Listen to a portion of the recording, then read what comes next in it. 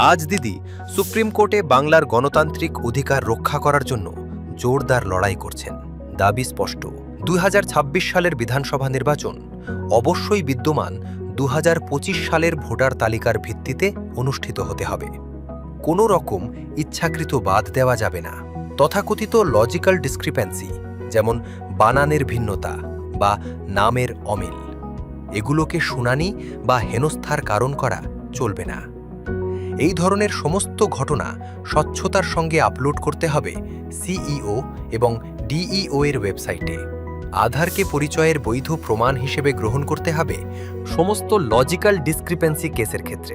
ব্যক্তিদের সম্পূর্ণ তালিকা যাদের জন্য ফর্ম 7 জমা দেওয়া হয়েছে তা অবিলম্বে প্রকাশ করতে হবে।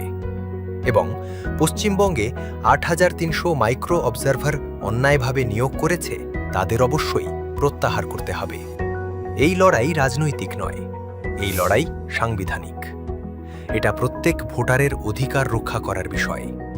এটা বাংলায় গণতন্ত্রকে সুরক্ষিত রাখার বিষয়।